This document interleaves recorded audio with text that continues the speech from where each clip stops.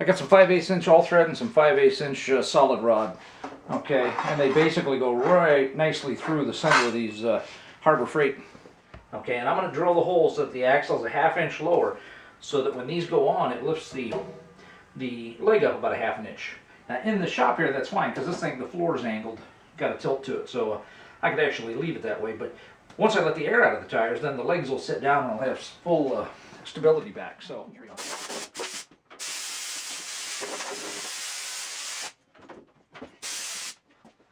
All right, here's the wheels with the all-thread axle on it. So what I want to do is I want to find pretty darn close to center there, 5 1/8. 5 1/8.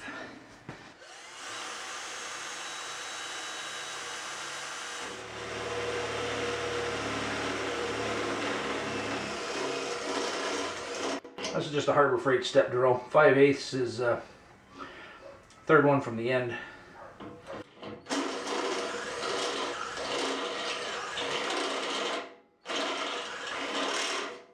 So I put it in just enough to take the burr off at the next level, and then since I'm here, I'm going to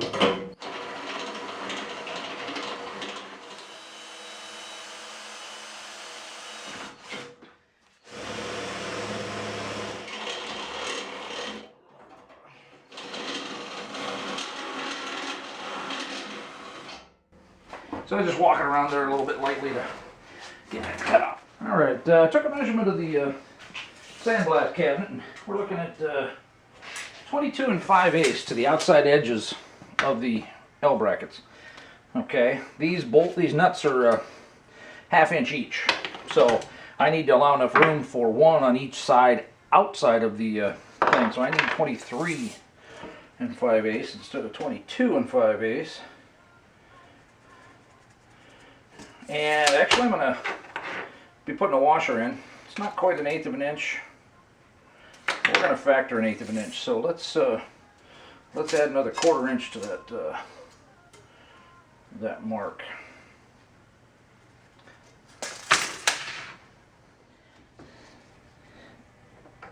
That's going to be a pain in the butt to yeah. Can't really turn that one either. That slips out.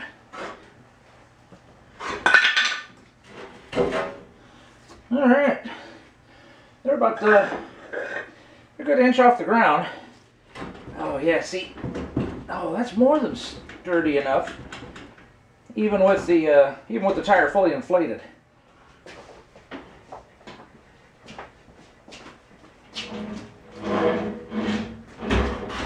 Okay, and I'm getting a rubbing on this tire down here, but then again, I haven't snugged up any of the nuts and that stuff. So let me do that, because I think it's gonna do the trick, and then I might just want to see about it, because the lip here has got a flange on it. It's just not comfortable to grab. So I just might want to put some kind of handles on there. We'll see. All right, the Loctite I'm going to use is 262. It's thread locker. This is a permanent. It's supposed to take like 400 degrees or something like that to get it out. Basically, I do 242 or something like that in the kits for lock and bolts, and this was a misorder, more or less. So there are these little 0.5 milliliter ampules, which is 0.02 fluid ounces, and that ought to be more than enough for me to put a drop or two on those each of those nuts to keep them from moving around. Let's spin that one off. Yeah, looks like it broke off and made a hole.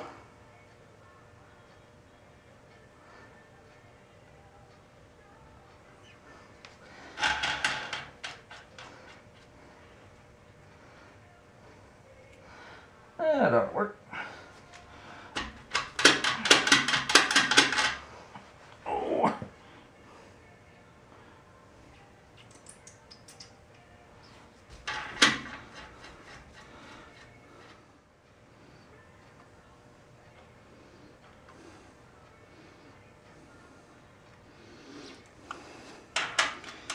You know, and it's not like I need super security on these. I just want to make sure that they don't go wandering away while I'm rolling it.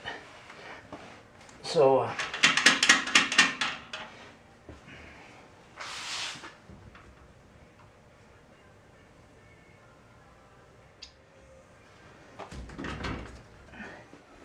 what I'm going to do is this is a piece of tubing. It's actually a fairly light wall of tubing, but there's a slug that's spot welded into each end. And these tubes are what's left over from those 10 by 20 carports from Costco. This is, you know, for the sides and that stuff, for doors or something, I guess. I don't know. I haven't ever used them, so I've got several of these hanging around. I've actually used one for another part of the sandblasting project cabinet, whatever you want to call it. So anyway, they had small, you know, 1032 1/4 inch or something like that. I'm going to put in 13 by 3/8, and you'll see what's how it's going to progress here. But I'm going to combine two pieces of tubing to make some collapsible handles, and I think it ought to work okay. So if not, whatever. But so let's.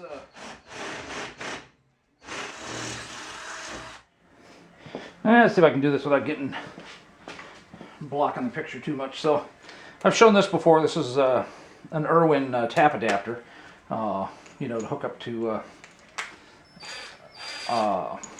ratchets. But you know, I cheat a little bit and hook it up to the impact. So I've got some. It's a natural based bio, I don't know what the hell it is. It's a tapping honey. I'm not doing aluminum, so I'll just put it on, but it's pretty thick for tapping fluid. All right, there's that one.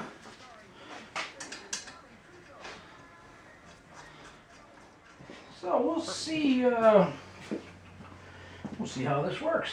I'm just going to eyeball the location to start with. Okay, so this is the threaded end. And basically, that's going to go over there. There's going to be a hole there just big enough for the bolt. The bolt and washer is going to hold that on. That way this cannot go either way. Okay, it's just long enough to stick out of here. Now I have some other tubing that just goes over this. So what I'm going to do is I'll drill this hole big enough for the other tubing. And then I can make it to where it, you know, pulls out. And it'll be, you know, almost as long as this. And then when it pulls out, you know, it'll cantilever all the way back to here, lever against here. So that'll make this thin tube a ton stronger. So basically, there's some screws hanging under here, so you can't go all the way up into the pocket. So I just want to make sure I'm low enough for the big pipe to clear those screws too. And then I'm just going to put a pencil mark over there. And then I should be able to... Not should be able to. What I'm going to do is go off that pencil mark for the height, and then I'll pick center of the thing here, or at least let's say it's almost 2 1/4. So let's say 1 1/8, and at that height. So I want it right there, and. Not quite sure which is better. I guess we'll measure it up from the ground and assume that they're the same length. Okay, so that's 30 7/16. Get enough of a mark there for...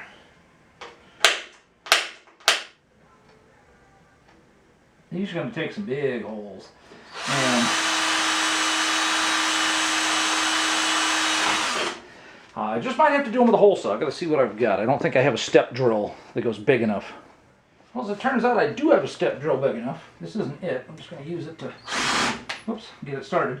It's a whole lot easier and cheaper to get these smaller ones. So I'm going to do my most of my work with the front of this thing, and then go change to step drills to the bigger one. But you know, I think all the step drills I have are cheap Harbor Freight ones anyway. They work.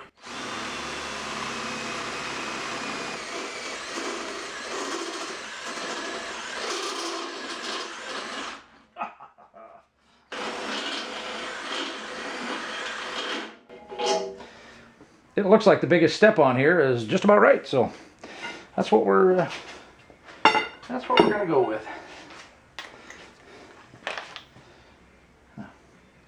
High-speed steel, Chinese. Yeah, and the point on this thing is trashed. So, and a couple of these other ones are dull too. So it's a good thing I cut the first ones with that. So.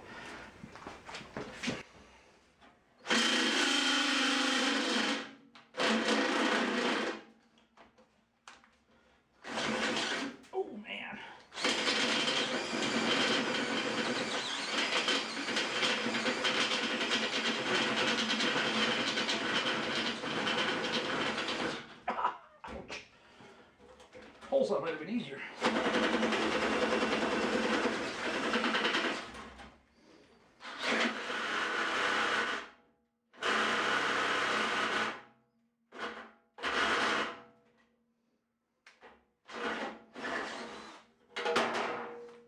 Yeah, how about that? The chuck was loose.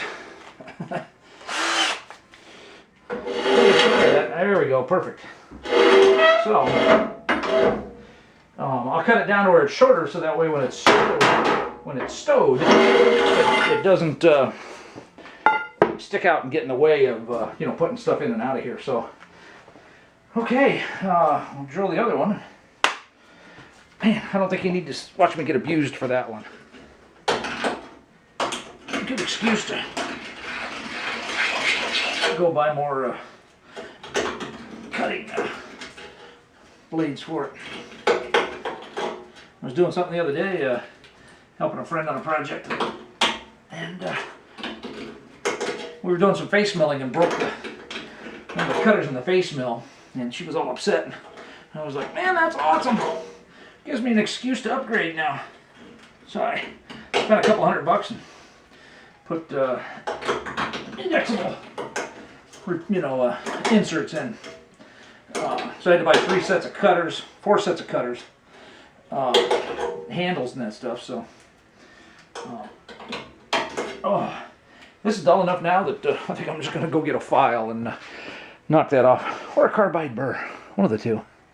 My wife always laughs at me when I use manual tools.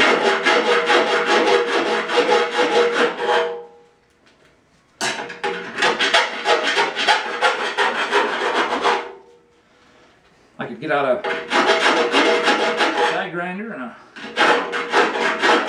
carbide burr and do it.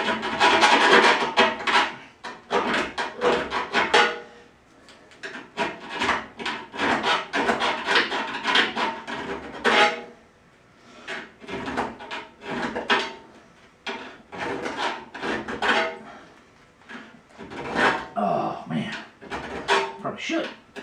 This is manual labor.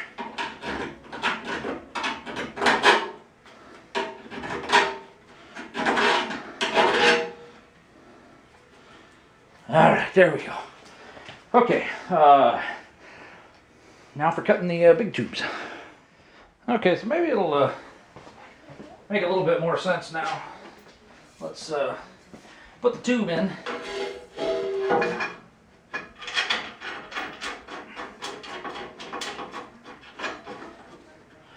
Yeah, granted I gotta tighten that down, but and this one's not cut to length either, but you can see that. So what I'll do is I'll cut this off right around in here. That'll keep it out of the way, and then I can just pull it out as far as I want, you know. Keep it in here, you know, if I want, all the way out here. So figuring that's going to be 34 to 36 inches. I'll measure those. I'll cut both tubes. You know, I could get fancy and put some kind of, you know, tack some kind of washer on the end there so I can't pull it out. I'm not going to mess with any of that stuff. The most I think I might do is, I'll show you when I get to it if I decide to do it. Hey, let's get to the point. I use this thing all the time now. At first, you know, for a while there, I didn't, I was a little scared of it. But ever since I turned the speed down and stuff like that, it's been pretty darn predictable and extremely useful. And I keep having people say that they love watching the belt grinder work, so run, so I'll just throw a clip in there.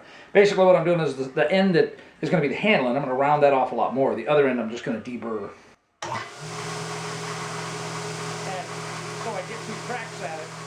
I'll do the round end first, that way if I screw it up, I can do the other end too.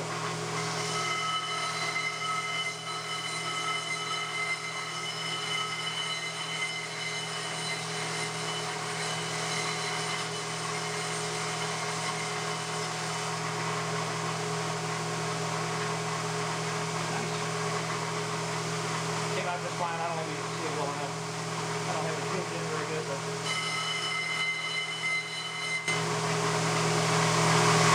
so I'll use the wire wheel or file, carbide cutter, whatever. I'll deburr the inside there just a little bit. But okay, so you can see the tubes sticking out there.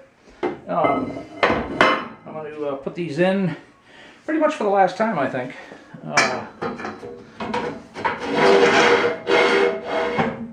There we go, there's one.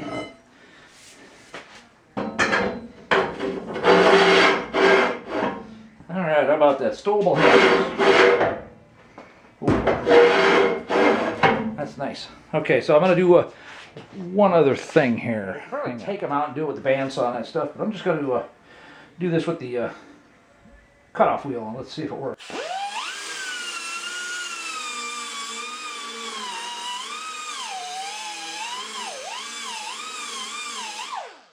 Alright, it's not like that's gonna cut the strength down.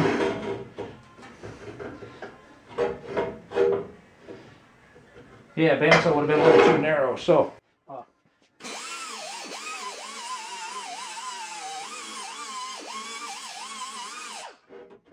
okay, what that does, when I go push it, I'll put it into that lock. It'll allow me to push forward and back without possibly sliding down the hole. So, if I cut through, you can probably see that.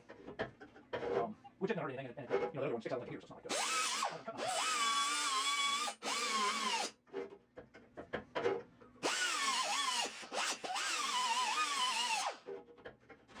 Just try to make it a little bit more positive there. The metal's not going a little thicker than you think, so.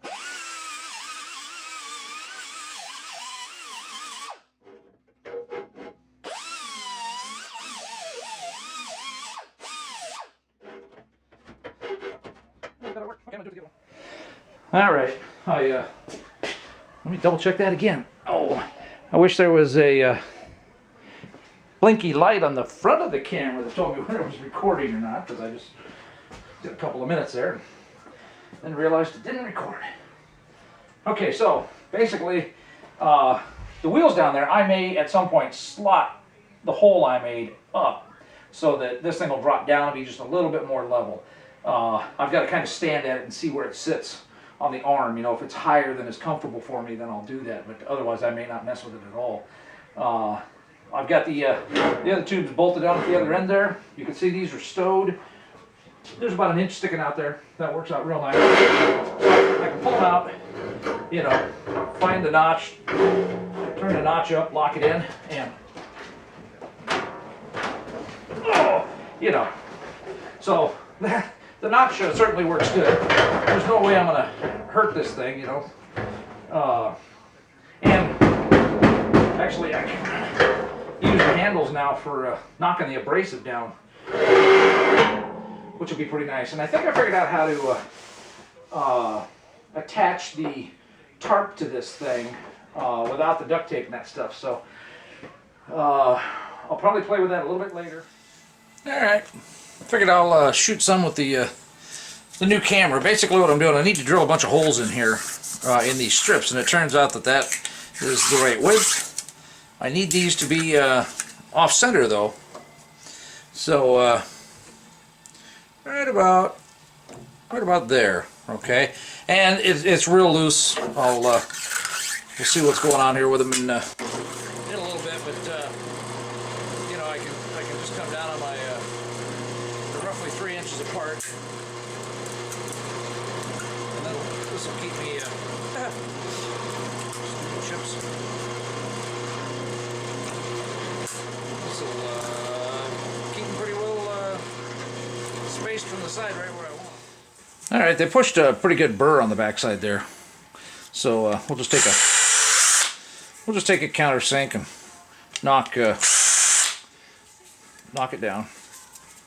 All right, so what I'm doing is I've got this tarp on here. It's actually the side to one of those 10 by 20 canopies that I never used, and so I had it on here. It's on the Sandblast cabinet because it acts as a light shield. If you ever tried to use a Sandblast cabinet, the light inside barely overpowers, but you get a lot of reflections. And my shop is got a lot of bright lights on the ceiling, and so you can't see inside there without blocking off the light. So I had it all duct taped together and it worked, but now the duct tape's cutting loose. So I thought, you know, I'm going to see if I can put this, they're leftover scraps I've had for many, many years.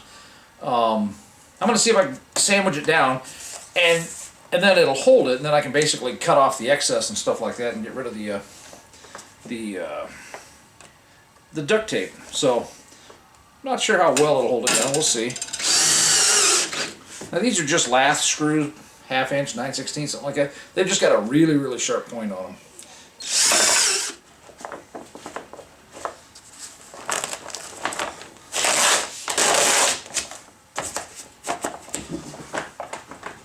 Yeah, I think that's going to work pretty nice. Alright, so basically it'll get stored like this. Just have to pull the pins out. I got all the excess and the duct tape cut off. It's not perfect, but it was never expected to be. So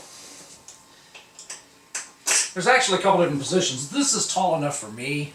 You know, depending on the lighting and that stuff, you know, it'll actually go all the way back to here, but you can see just how much brighter that is, maybe. I don't know. But that's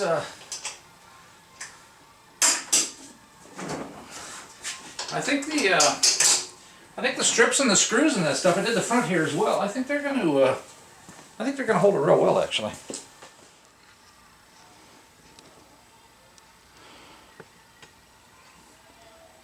It actually came out looking fairly clean. Certainly close enough for what I was after. And God, unless I think of something fairly soon, I think this thing's finally done.